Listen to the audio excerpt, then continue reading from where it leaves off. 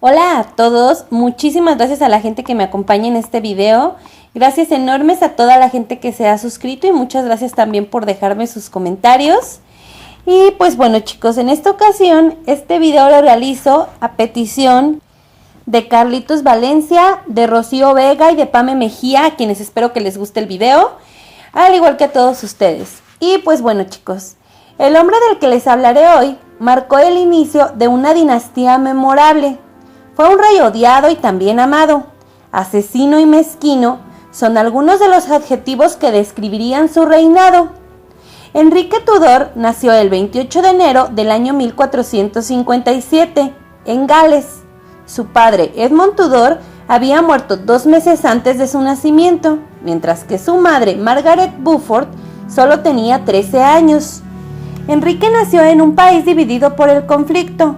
Él pertenecía a una rama de la familia real, Lancaster, que luchaba contra la otra rama, los York, por el control del trono en la llamada Guerra de las Rosas, que desangró Inglaterra y que abrió la puerta para que numerosos personajes sacaran provecho y que otros cayeran en desgracia.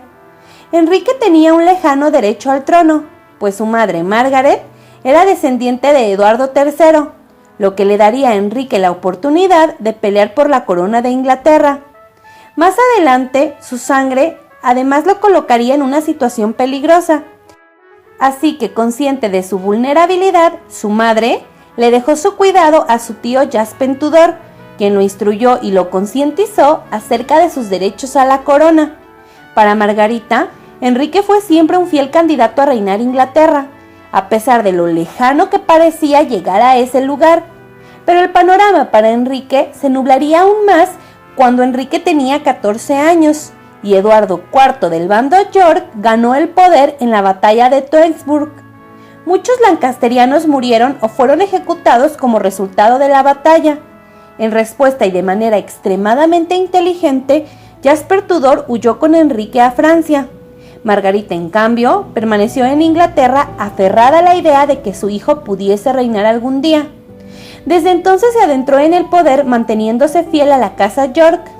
El rey Eduardo tenía 2 herederos y varias hijas, además de un hermano menor, por lo que la línea de sucesión York estaba tan completa que cerraba las posibilidades de que Enrique pudiese acceder al trono.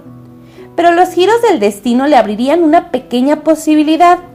Eduardo IV murió en el año 1483, dejando a su esposa Elizabeth Woodville viuda y madre de 2 herederos, quienes desaparecieron súbitamente de la Torre de Londres.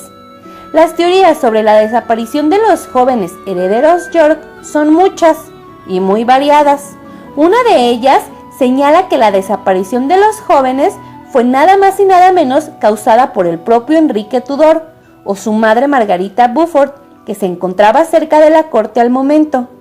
Sea como fuese, ambos príncipes no serían vistos de nuevo, y estas desapariciones dieron paso a que el hermano menor del fallecido rey Eduardo IV, Ricardo York, fuera señalado como el siguiente heredero, pero además, él también fue señalado como culpable de la desaparición de sus sobrinos.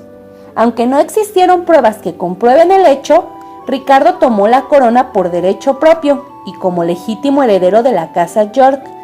Pero para muchos nobles y para una parte del pueblo, Ricardo usurpó el trono. Para entonces, Enrique Tudor ya era el principal demandante de la casa Lancaster por la corona inglesa. Sus partidarios, especialmente su madre, iniciaron una campaña contra Ricardo III, señalándolo como el principal culpable de la desaparición de sus sobrinos y acusándolo además de arruinar Inglaterra, por lo que ayudó a Enrique a crecer su apoyo. Pero los York seguían siendo mayoría y aunque no apoyaban totalmente a Ricardo, no estaban dispuestos a ceder todo el poder a los Tudor. Pero de manera inesperada y magistral, Margarita Beaufort se unió a la reina viuda Elizabeth Woodville. La alianza pretendía casar a Enrique Tudor con la hija mayor del fallecido rey Eduardo IV, Isabel de York, uniendo así ambas casas. El compromiso ganó muchos más partidarios para Enrique, a quienes les prometió casarse con Isabel apenas tomara la corona. uniendo así las casas rivales que habían combatido en la Guerra de las Rosas. Pero todavía existía un obstáculo, y era el legítimo rey York, Ricardo III, quien con pocos apoyos en el año de 1485 se enfrentaba a las tropas de Enrique Tudor. Ricardo III fue asesinado, y inmediatamente Enrique fue coronado como Enrique VII. Después de haber asegurado el reconocimiento parlamentario de su título como rey de Inglaterra, a los 28 años Enrique se convertía en el primer rey Tudor. Pero entonces Enrique no mostró muchos deseos de casarse con Isabel, prolongando la boda por varios meses. Además, Isabel, como la hija de un rey York, tenía sus propios derechos sobre el trono, por lo que Enrique, antes de casarse, decidió alejar a la joven de cualquier poder político o social. No fue hasta que luego de sufrir la presión de sus partidarios aceptó casarse. El matrimonio tuvo lugar el 18 de enero del año 1486. Aunque la relación inició de manera fría y la figura de Isabel se vio siempre opacada por la de su suegra, al final terminaron llevándose bien. Sin embargo, Isabel se vio siempre hundida bajo Margaret Beaufort, quien controló el poder femenino dentro y fuera de la corte, limitando a Isabel de todas las maneras posibles. Pero ella no fue la única, pues Enrique se encargó de mantener a Isabel lejos de cualquier posición más allá de las ceremoniales dentro de la corte.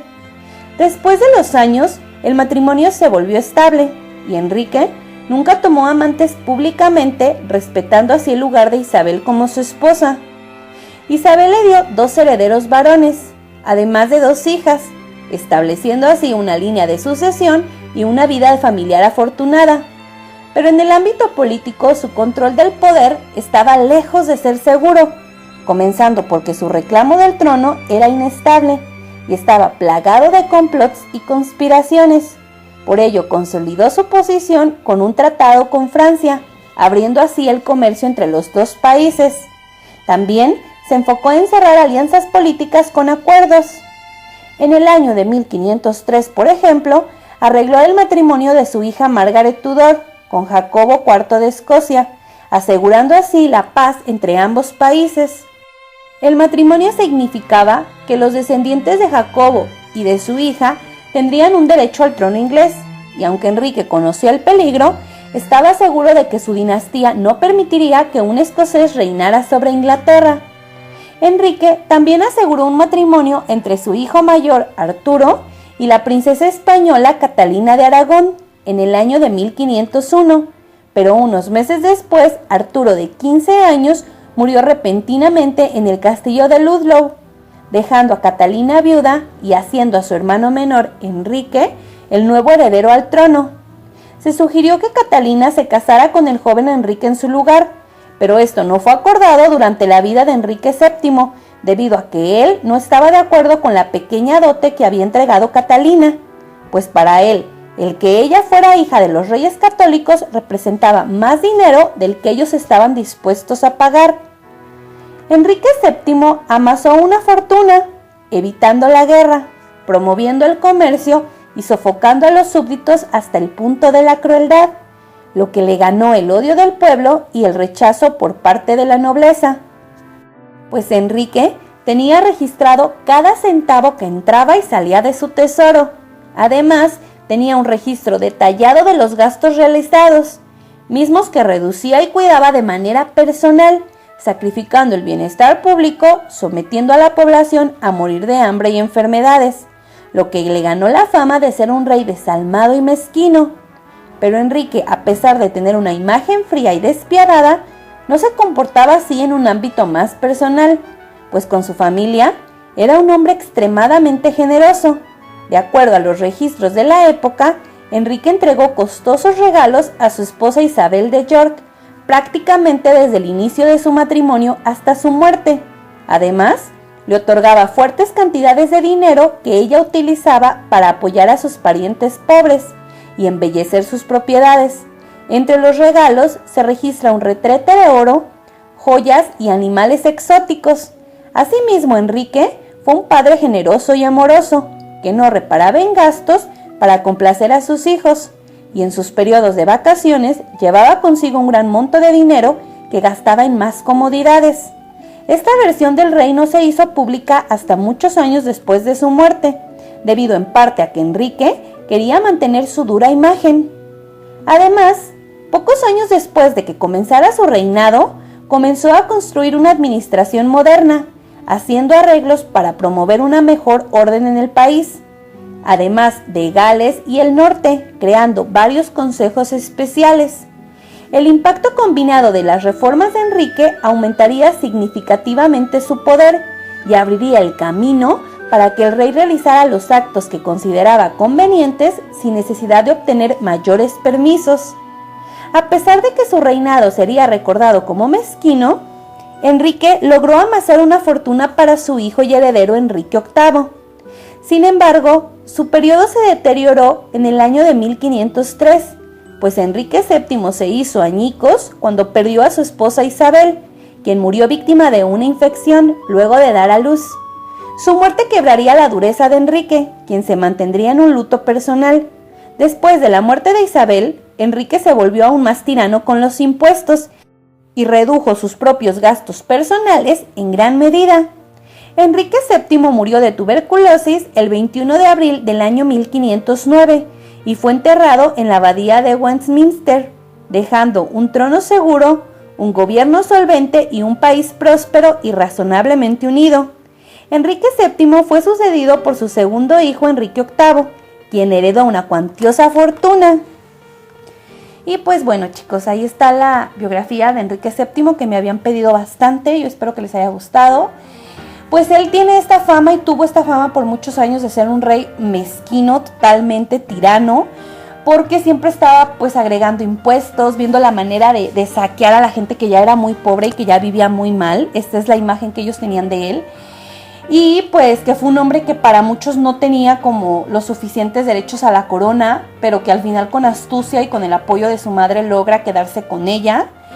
Porque pues él desciende de una rama ilegítima, digamos de un matrimonio ilegítimo entre el rey Eduardo y un amante que tuvo, que pues al final él logra conservar su poder y logra sobrellevar muchísimas conspiraciones a las que se enfrenta, porque pues aparecen varios personajes durante todo su reinado que afirman ser estos niños de la torre que se habían perdido.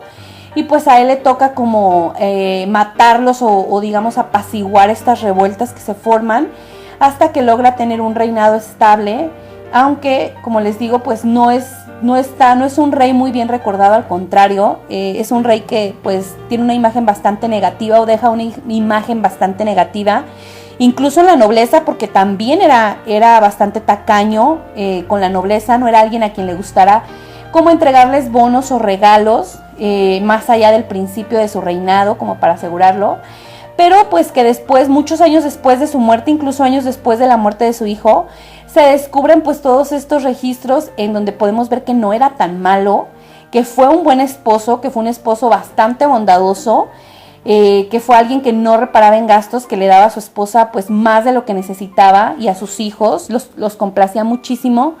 Estos regalos que yo les mencioné pues en realidad son pocos, se tienen registro de muchísimos animales que les compraba, cosas de oro, cosas que de verdad parecen una locura, sobre todo si consideramos que la gente se moría de hambre y ellos disfrutaban de esto, que no era algo raro, era lo que hacían los reyes, pero Enrique, yo creo que si le podemos reconocer algo a Enrique VII pues es que a pesar de no tener un derecho tan fuerte, logra como digamos establecer su reinado y logra iniciar una dinastía tan importante como fue la Tudor, y que logra, digamos, pelear contra todos los obstáculos que tenía en su contra, porque tenía muchísimos, y se convirtió en un rey fuerte, poderoso, y yo creo que es algo que hay que reconocerle. Y por otro lado, pues eso de que haya sido tirano lo fueron muchos, pero yo creo que él estaba un poco muy arriba. Y pues bueno, chicos, yo espero que les haya gustado. Enrique VII es una figura que aparece en La Princesa Blanca. También lo vemos en algunos capítulos de La Reina Blanca y me parece que lo vamos a ver también por ahí en La Princesa Española, que es una serie que va a salir próximamente. Él también aparece en la serie de Isabel, que es una serie española de la que ya les hablé, aunque aparece muy poco y lo vemos pues precisamente como este rey frío y mezquino. A mí me gustaría que por ahí pues nos pasaran una serie un poco más personal a él, porque generalmente se enfocan a su hijo o a su esposa, que en realidad fue una mujer que no tuvo ningún tipo de importancia, pues más allá de que él parece ser que sí la quería mucho, y tanto así que le pegó muy feo su muerte y todavía se hizo más tirano después de su muerte. Pero pues bueno, chicos, muchísimas gracias.